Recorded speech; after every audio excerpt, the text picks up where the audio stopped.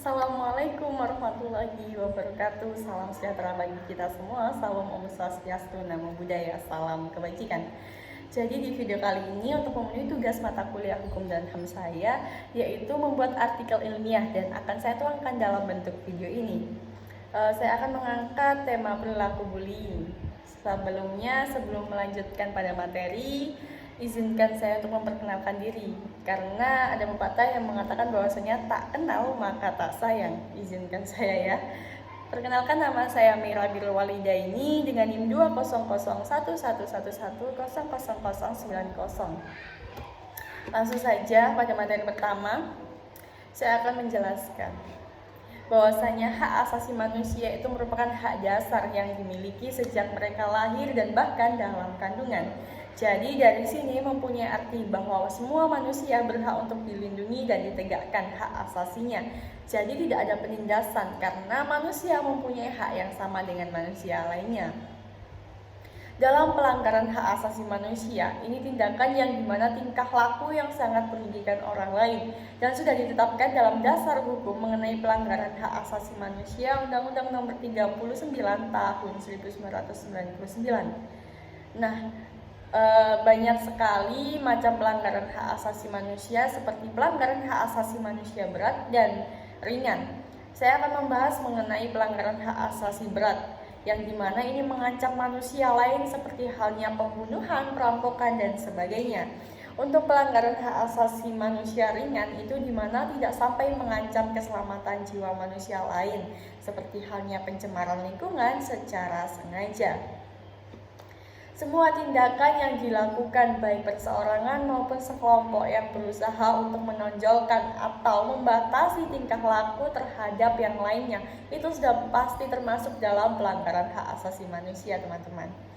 Untuk pelanggaran ini sering terjadi di masa remaja, yang dimana masa ini itu akan dilewati oleh semua umat manusia.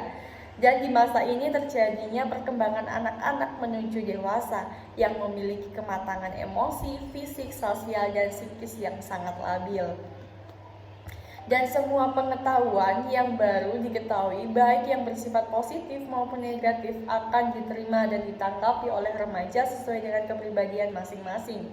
Remaja dituntut untuk menentukan dan membedakan yang terbaik dan mana yang terburuk dari dalam kehidupannya. Dan di sini peran lingkungan sekitar yang sangat diperlukan untuk membentuk kepribadiannya. Nah, tingkat lemahnya emosi seseorang akan berdampak pada terjadinya masalah di kalangan remaja, seperti halnya bullying yang viral.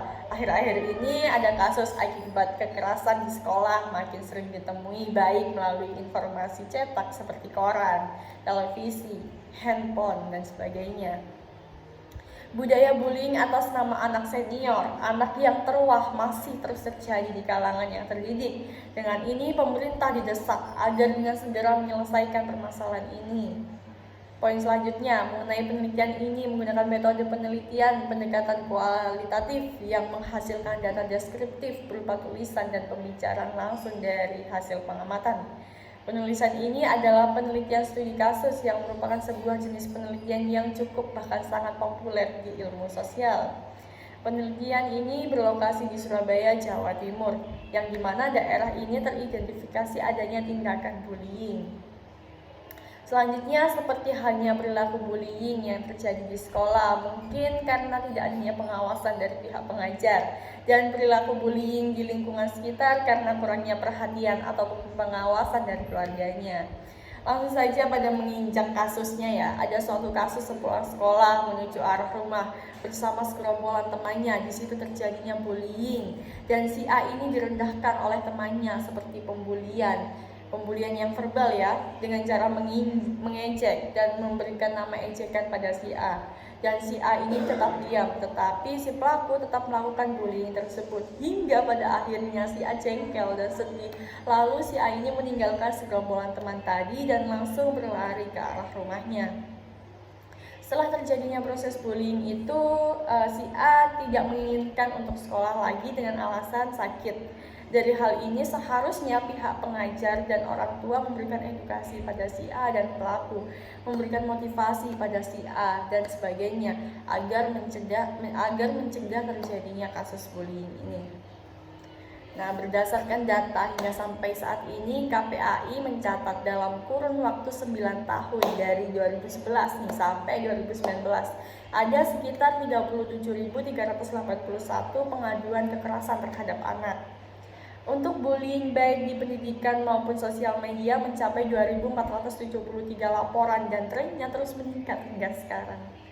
Nah, bentuk-bentuk bullying ini macamnya banyak sekali di Indonesia. Yang akan saya jelaskan ada 4.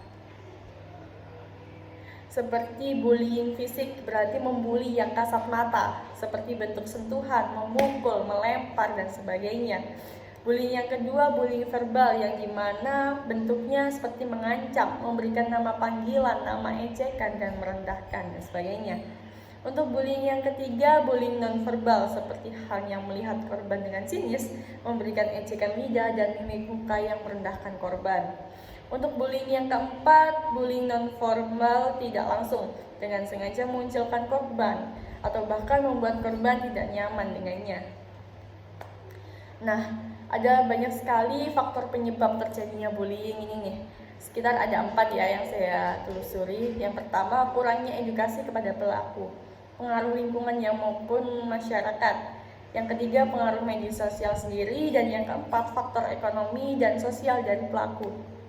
Untuk dampak yang terjadi dari bullying ini banyak sekali, apalagi untuk si korban ya.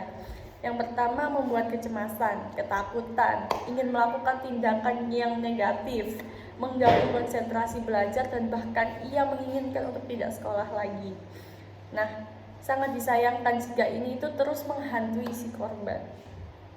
Untuk pencegahan bullying sendiri, pendidikan orang tua itu sangat mempengaruhi, sehingga orang tua harus respect pada anaknya. Orang tua juga mempunyai latar belakang yang baik, dapat membentuk kepribadian anak yang baik pula. Seperti halnya memberikan arahan pada si anak nih untuk menghabiskan waktu luangnya untuk kegiatan yang sangat bermanfaat. Peran orang tua juga dapat menyalurkan semangat mereka yang meluap-meluap dalam kegiatan yang baik, seperti olahraga, hobi, terus mengikuti kegiatan pramuka, mengikuti kegiatan palang merah remaja, dan sebagainya. Dan yang paling penting, edukasi yang sangat berperan dalam pencegahan bullying ini. Berdasarkan penelitian bahwa salah satu anak di warga ini pernah sebagai korban bully. Nah, dari dampak korban bully ini sangat disayangkan, seperti halnya pendiam, lemas, tidak betah di lingkungan bully, dan semacamnya. Upaya pencegahan lingkungan sekitar dan sekolah sangat berpengaruh dalam mental anak. Sudah ditetapkan dalam Undang-Undang Dasar 1945, hak asasi manusia diatur dalam pasal 28A sampai pasal 28J, dan juga dalam pasal 1 ayat 6 Undang-Undang Nomor 39 Tahun 1999 tentang hak asasi manusia. Karena penting perlindungan HAM ini. Nah, pemerintah Indonesia juga membentuk lembaga khusus perlindungan HAM yang biasa dikenal Komisi Nasional Hak Asasi Manusia, atau biasa kita dengar atau kita tahu yaitu dengan nama Komnas HAM, yang berdasarkan Kepres nomor 50 tahun 1993. Nah, lembaga ini sendiri pasti mempunyai fungsi kan ya. Nah, fungsinya itu untuk mengkaji, penelitian, penyuluhan, pemantauan, dan mediasi tentang hak asasi manusia sendiri. Sekian dari saya, semoga ini bermanfaat untuk kita semua. Wassalamualaikum warahmatullahi wabarakatuh.